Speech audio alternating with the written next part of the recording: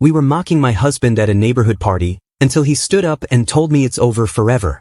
Hey Reddit, I'm using a throwaway account because this story is so embarrassing, and I don't want my husband to find out I'm posting it, since he follows my main. I'm in a bad situation, and I honestly have no idea what to do. My name is Lisa, I'm 24, and my husband Jack is 26. We've been married for 3 years, and we've known each other since college. I never imagined things would end up like this. I guess it all started with misunderstandings and my careless actions. I apologize if this is all over the place. I'm still hurt and confused. You see, Jack is an introvert, while I've always been the social one. I love hosting parties, being surrounded by people, while Jack enjoys quiet nights at home with a book or movie.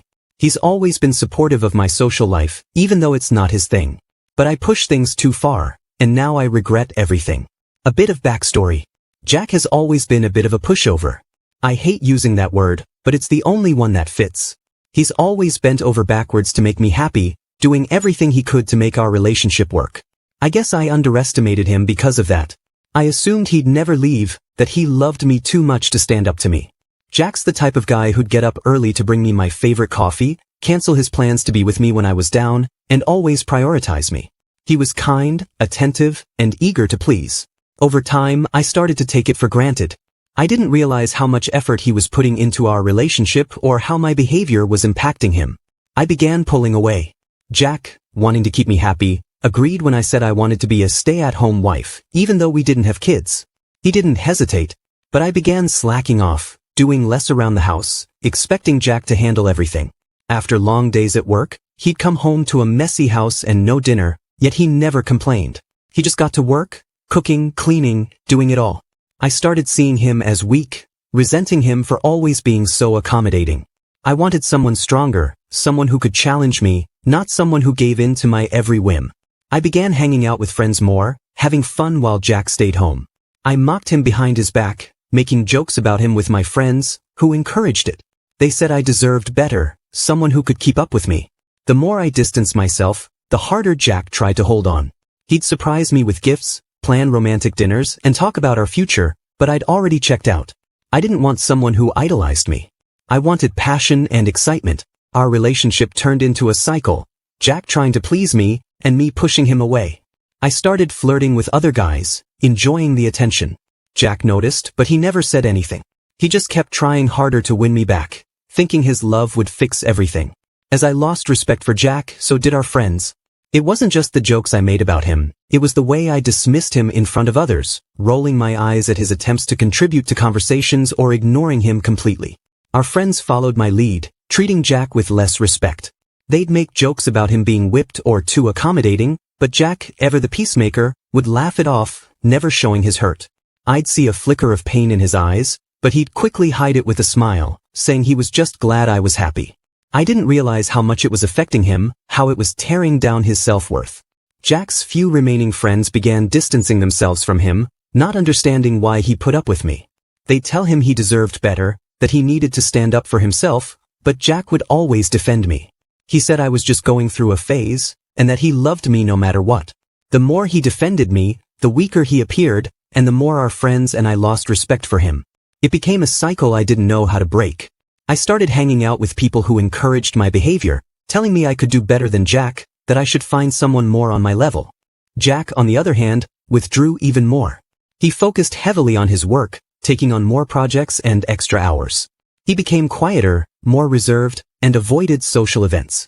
When we did go out, he stayed in the background, letting me have the spotlight. I was too caught up in my own world to notice how much this was affecting him. Looking back, I see how unfair I was to Jack. He deserved better. He was a kind, loving partner, and I took him for granted. My own insecurities and need for validation drove a wedge between us, and I pushed away the one person who loved me unconditionally.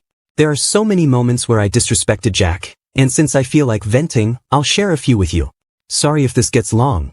It started months before the neighborhood party, around the time I started pulling away from Jack. I had reconnected with old college friends who had recently moved into the area.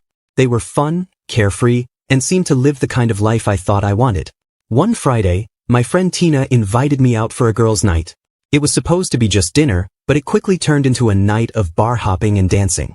Jack, ever the supportive husband, encouraged me to go out and have fun. He even gave me extra money to cover any expenses, and I accepted without a second thought. That night, for the first time, I openly mocked Jack in front of my friends. Fueled by drinks, I told them how Jack did everything for me, how he let me be a stay-at-home wife even though we had no kids, and how he never complained. Tina and the others laughed, egging me on, and I loved the attention. The next morning, I woke up with a hangover and a sense of guilt. Jack, as usual, made me breakfast after my night out. He asked how my night was, but I gave him a vague response, avoiding details. I could see concern in his eyes, but he didn't push for more. Instead, he told me he was glad I had fun and that he loved me. The guilt I felt quickly turned to irritation, and I brushed him off. Over the next few weeks, I went out more often with friends. Jack, despite growing visibly tired, continued to support me. Our conversations became brief, and the tension between us grew. I could sense his disappointment, but I ignored it, convincing myself he would never leave me. One evening, Tina and some friends came over for a movie night. Jack cooked dinner for us and then retreated to the bedroom to give us space. After a few glasses of wine, the conversation shifted to relationships. Tina mentioned her boyfriend, wishing he were as devoted as Jack. This led to more jokes and comments about how Jack was too good for me, how I had him wrapped around my finger, and how he was such a pushover. I, again emboldened by alcohol, joined in. I mocked Jack's habits, his quirks, and how he would do anything for me. I even joked that I could probably tell him to jump off a cliff and he'd ask, "How high?" The laughter from my friends made me feel powerful, even though I knew it was wrong. Jack must have overheard everything, but he never brought it up. The next morning, he acted as if nothing had happened, though the hurt in his eyes was unmistakable. He kissed my forehead, told me he loved me and left for work. I felt a pang of guilt, but I quickly buried it. The breaking point came a week before the neighborhood party. Jack and I had been invited to a barbecue at our neighbor's house. It was a warm, sunny day, and everyone was in good spirits. As usual, Jack was the perfect husband, helping with the grill, making sure everyone had food and drinks, and being his usual kind self. At some point, the conversation shifted to relationships, and we started talking about how much effort our partners put in. I began bragging about how Jack did everything for me, how he catered to my every whim, and how he was the perfect husband. My friends laughed and started making jokes about how whipped Jack was and how I had him under control. Jack was nearby, and I saw him listening to everything. Instead of feeling proud, I felt ashamed. But my need to impress my friends was stronger than my guilt. I laughed along and made even more jokes at Jack's expense. That night when we got home, Jack didn't say a word. He went straight to bed, leaving me alone in the living room. I sat there for a long time, feeling both angry and regretful. I knew I had pushed him too far, but I didn't know how to fix it. I convinced myself that everything would blow over, as it always had, and that Jack would forgive me like he always did. I had no idea that barbecue was the final straw for Jack. The neighborhood party was the beginning of the end. It was just another gathering, something our community did regularly. We live in a close-knit area, and these parties were a chance to catch up, relax, and have fun. But that night, I made a huge mistake. The party had been organized by our neighbors, and everyone was there, enjoying themselves. Jack, as usual, was manning the grill, and I was with my friends. After a few drinks, the conversation turned to our husbands, and naturally, Jack became the topic. My friends all knew how much Jack doted on me, and they found it amusing. Someone mentioned how lucky I was to have a husband who would do anything for me. Feeling tipsy, I laughed and joked about how Jack never said no, how he was always willing to do whatever I asked, and how he sometimes seemed to lack a backbone. The laughter and teasing continued, with my friends making jokes about how whipped Jack was. That's when I noticed the silence. I turned and saw Jack standing there, pale and expressionless. He had heard everything. Jack walked over to the table where we were sitting, looked directly at me, and said we needed to talk. I was surprised but followed him. The party continued, but I could feel the eyes of everyone on us. That's when Jack said he was done. At first, I thought it was a joke, but Jack wasn't smiling. He said he was tired of being disrespected, both by me and by others. He told me he was leaving and that I wouldn't be coming back to our home. He said my things would be on the porch, and with that, he walked out. I stood there stunned. He walked off, leaving me standing there, stunned. I could feel everyone's eyes on me, their expressions filled with pity. They might not have heard what we said, but with the look on our faces and the way Jack walked away, it was obvious something bad had happened. I hurried after him, but by the time I got home, Jack was already packing up my things. I begged him to stop, cried, and tried everything I knew would get to him, but it was as if he had shut down completely. He wouldn't even look at me, let alone listen to anything I said. He kept packing, determined, and eventually he finished. He tossed my things out of the house and told me to leave. At first, I refused. I pleaded with him, but then he threatened to call the police. I knew he was serious, so I had no choice but to go. As I walked out, I could feel the eyes of the neighbors on me, even my so-called friends. None of them came to help or comfort me. They just watched from a distance. I walked down the street carrying what I could, tears streaming down my face. My mind was spinning, trying to process what had just happened. I had underestimated Jack for so long, never thinking he would stand up to me like this. I ended up at a nearby park, still in shock, and called my dad to come pick me up. Thankfully, he came quickly. He was disappointed to hear what had happened but took me home. I've been staying at my parents' house for a few days now, and I'm completely lost. I've tried calling Jack, but he won't answer. He won't respond to my texts, and I just don't know what to do anymore. This place is way more toxic than I expected. I should have known better. Look, I know I messed up. I don't need everyone constantly reminding me of it. I came here for advice, not to be insulted. Can you guys just stop? The hate is overwhelming, and I regret even posting here. I wanted guidance, not judgment. And to answer some of your questions, no, I don't have a job right now. I literally mentioned that in my first post, so I don't get why people keep asking. And no, my relationship isn't over. I'm hoping we can work things out. Also, no, this isn't fake. I have better things to do than create a fake story just to post on Reddit. Yes, I know I need to get a job and start rebuilding my life, but it's hard to focus on that when all I can think about is Jack. I miss him so much, and it hurts knowing that my actions pushed him away. I wish I could take it all back, but I can't. To everyone who has given me real advice, thank you. Your words have been a lifeline in this dark time. But for those of you just here to criticize, understand that I'm already dealing with the consequences of my actions. I don't need more negativity. I'm trying to take things one day at a time, figuring out how to make amends and show Jack I can change. It won't be easy, but I'm determined to do whatever it takes. If anyone has real advice on how to navigate this. Another update. I don't even know why I bother posting here anymore. Reddit is such a toxic place, but since I have nowhere else to vent, here I am. First, I just want to say how grateful I am for my parents. Without them, I'd probably be homeless right now. They've been my rock through all of this, and I honestly don't know what I'd do without their support. Second, I've realized all my friends, including Tina, are fake. None of them have reached out to me since the incident, not a single call or text. They're horrible people and I've blocked them all. It's clear they never really cared about me. As for my husband, we finally talked, and he's set on the divorce.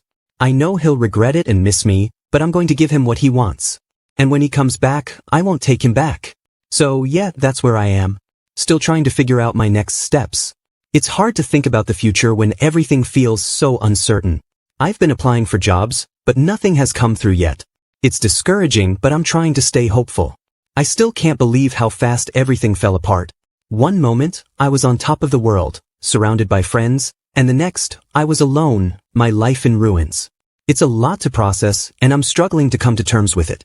Despite everything, I'm determined to move forward. I know I made mistakes, and I'm willing to work on becoming a better person, but it's hard not to feel bitter. I gave so much to my friends and my husband, and now I'm left with nothing. To those who have been supportive, thank you. Your kindness means more than you know. To those who have been harsh, I hope you never find yourself in a situation like mine. It's easy to judge from the outside, but harder when your life falls apart. For now, I'm taking things one day at a time. I'm focusing on finding a job, saving money, and eventually getting my own place. It's going to be a long road, but I'm determined to get there. I don't need anyone's pity or judgment, just the strength to keep moving forward. Hey Reddit, it's me again. I know I said that was my last update, but I just had to fill you guys in one more time. After months of toxic comments, I stopped coming here. But here's the final update. The divorce is finalized. I'm still living with my parents, and I got a job, though I hate it. It's low paying and my dad had to help me get it, but I'm stuck with it for now. As for the divorce, it was straightforward. The house was always Jack's, even before we got married, and since I was a stay-at-home wife, I got a bit of alimony, but it wasn't much. We didn't have kids, so there was no custody to deal with. I tried talking to Jack, but he's really done with me. The sad part is he seems happier without me, and that stings. I know I messed up, and I'll never forgive myself. I don't want to hang around Reddit anymore. It's just too toxic, but I owed you all one last update. To everyone who sent hate, please get a life. Thanks and goodbye. Last update. So, I know I said that was the final update, but I found out something crazy. All my single friends, the ones who used to mock my ex with me, are now trying to get with him. I found out when I ran into someone from the neighborhood recently. Back when I was with Jack, I didn't talk to her much because Tina didn't like her, but she filled me in on all the gossip. Apparently, my ex doesn't seem interested in any of them, which is good because they're awful people. It's funny how things turn out. The very people who drove a wedge between us are now scrambling for his attention. It's a bitter pill to swallow, but it's a lesson learned. That old acquaintance was surprisingly kind and didn't hold my past against me. She even offered to help if I ever needed anything, which was a relief. It's good to know there are still decent people out there. I'm still at that terrible job, but at least it's something. I've been saving up, hoping to move out of my parents' place soon. It's tough, but I'm determined. Jack and I don't talk anymore, and I've tried reaching out a few more times, but he's done with me. Seeing him happier without me is a constant reminder of how badly I messed up. I've started therapy, which is helping me reflect on my actions and understand why I behaved the way I did. It's a long road, but I'm committed to changing. Anyway, this really is the last update. I'm trying to stay positive and focus on the future, taking it one day at a time. To those who offered constructive advice, thank you. Your support means more than you know. To those still sending hate, please move on. We all make mistakes, and I'm doing my best to learn from mine. Life's too short to hold onto so much negativity. Thank you and take care.